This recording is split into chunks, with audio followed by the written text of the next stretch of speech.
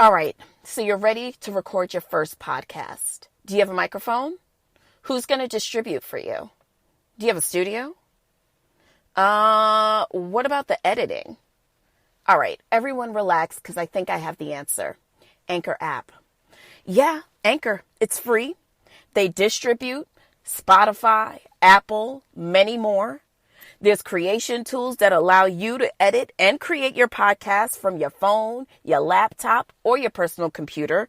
And the best thing of all, girl, you can make money no matter how many listeners you have. So the answer is simple. Get Anchor. Anchor FM app. Go find it now.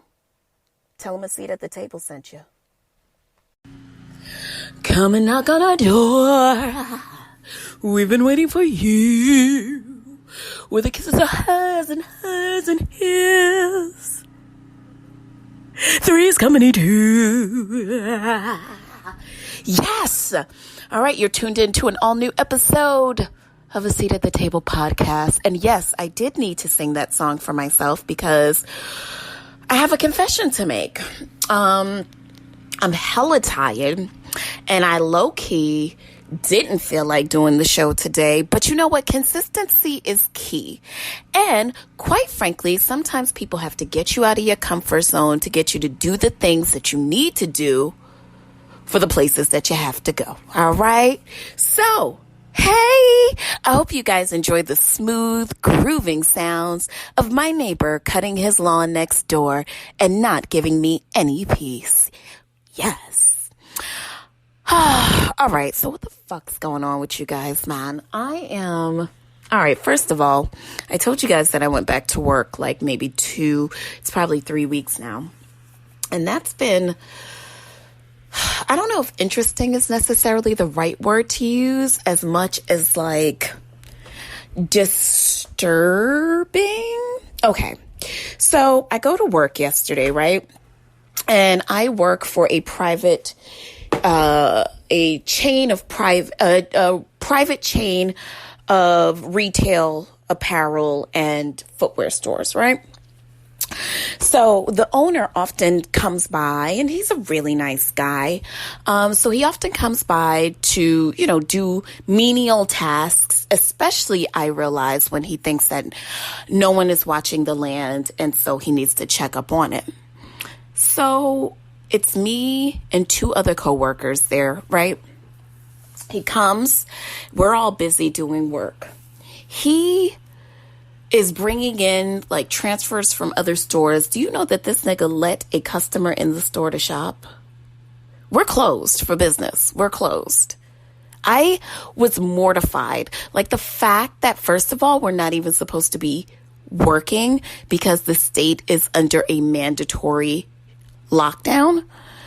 So number 1, we're already fucking up. Number 2, so in the midst of you fucking up, you let this random stranger into the store, compromising our health, your own health, and the health of this stranger just to make $1. It just seemed really odd to me. And, if there is a message that I've learned through all of this kind of COVID lockdown or messages, right? Number 1, I am not one of those people that feels like, oh, well, if you have downtime, you need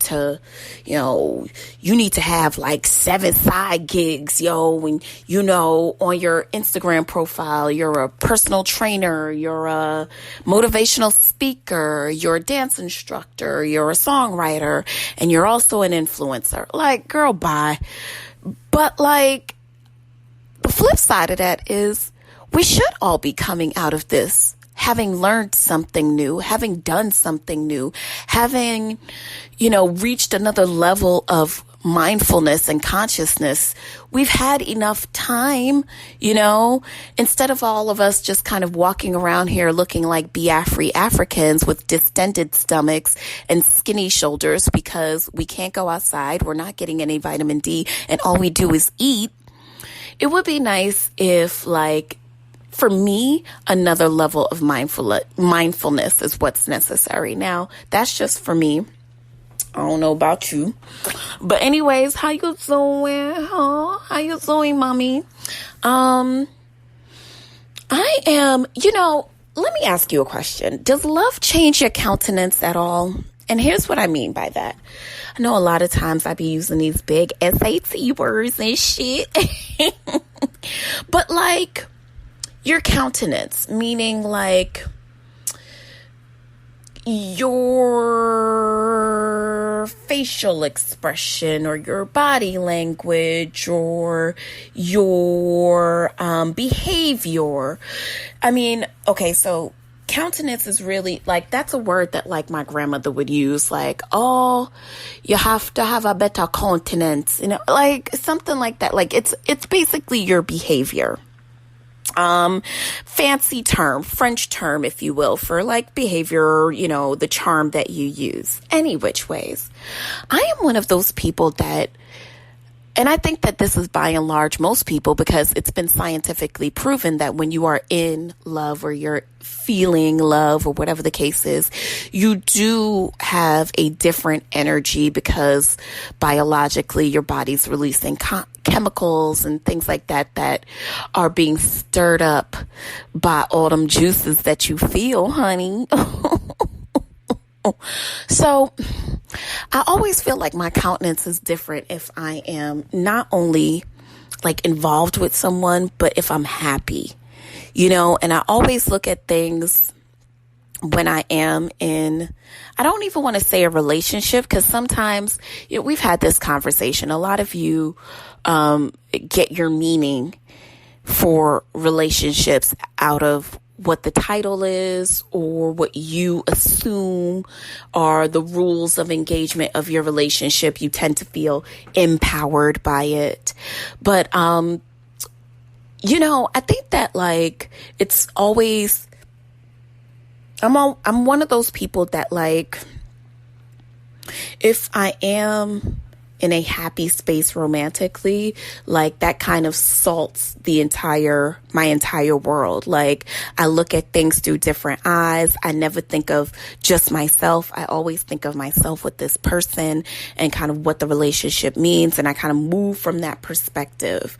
And it's been interesting, the space that I'm in right now, because I'm also challenging myself to view my cross differently.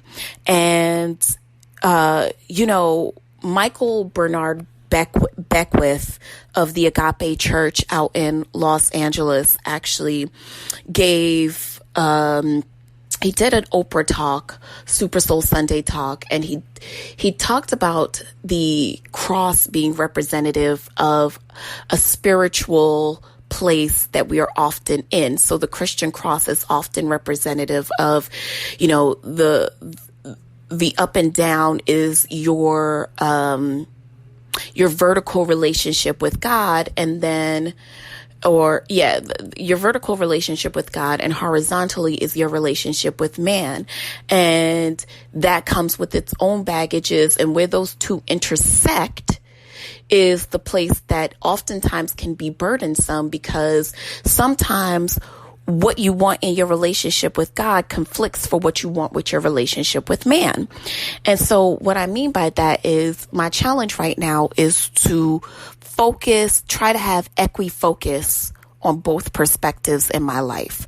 So equi-focus on the relationships that I have with people horizontally, and then the relationship that I have with God vertically, and trying to make sure that I am giving prudence to both of them. And I tend to be heavy-handed. Like if I'm romantically involved, sometimes I get a little heavy-handed with that aspect. And sometimes when I'm going through something, I get a little heavy-handed with the spiritual aspect. Now, when I say that, I don't necessarily know if you can even be heavy-handed in your spiritual relationship, but that's to me oftentimes why God brings you certain situations or doesn't take you out of certain situations, because he does want the heavy to be focusing on him. But like I said, the balance for me has always been, how can I focus on both and be equally happy in both? we've talked about it before, like, on a recent episode of Insecure, I remember Lawrence saying, like, everything can never go right at the same time. So you can never have a good work situation, a good home situation, a good romantic situation. You're good financially, you're good socially. Like, one of them is always perishing or not doing well. So it's been interesting, and I'm, focusing a lot more on appreciation this week. That was kind of like my meditational focus, and oftentimes is. So, yeah, as I was saying, my romantic life tends to, salt the rest of my world. So if I'm in a good place romantically, like I will, feel that same vibration throughout different areas of my life. Even if those areas aren't going well, I will see the brighter spot in it. And so it's been really, I'm naturally a pessimistic person. So to operate in this life light, you have to know, for me, is a conscious effort. Like, I have to do work to be conscious. I have to do work to be present. I have to do work to be optimistic and to, stay, not to just be it, but to stay there. So interesting nonetheless. What's up with you, yo? Like, okay, so I know, shout out to all of my folks who have kids and are struggling with schoolwork / homework / after being homeschooled, having to do more work at home because you actually have homework. It's very interesting because I find it that, like, for all you parents that have been getting on your kids because you're like, well, why can't you do better in school? What is your problem? And now that you're having to help them with this work, you realize, damn, this is the problem. For all you parents that are getting letters sent home because the homework assignment that you helped with was an epic fail, shout out to you too. Listen, it's an interesting time for all of us, and hopefully that allows you to have more empathy for your kids, because I know a lot of times parents make the assumption that a kid's life is easy. And a kid's life is nothing more than just focusing on their bare minimal responsibilities, which is just going to school and perhaps doing a couple of chores and just staying free from trouble. But one of the things that's interesting is how, in the process of getting older, how much you forget what it was like. You know what I mean? And you start to operate from the guise of always having known, but you didn't always know, and these kids have access to things that, like, I could have never been a kid during this time. I don't think that I could have. Could you operate during this time right now of learning TikTok dances and just the hyper attention and focus on streaming and social media and everybody wanting to be an influencer and blah, blah, blah.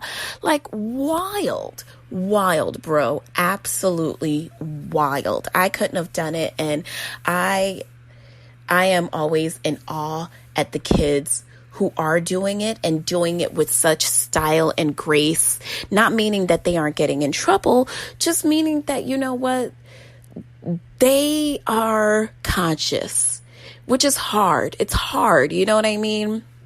But practice makes perfect. So y'all still out here on these nasty girl apps? Someone tell me, are the nasty girl apps still popping? Because when COVID started, the girls were in the hallways of the nasty girl chat rooms giving it up. I deleted mine probably after 2 weeks because, to be honest with you, the niggas was whack a little bit. Like, even the ones who looked good, they was like out here only wanting to like to be in my conchi. And I was like, I don't think so, Papa. No conchi for you. Before we go any further, let me give a shout out to Nicholas Johnson, a Canadian student majoring in operations research and financial engineering, who has just been named the first Black valedictorian in 274 years of existence of Princeton University. And I know that he has been talked about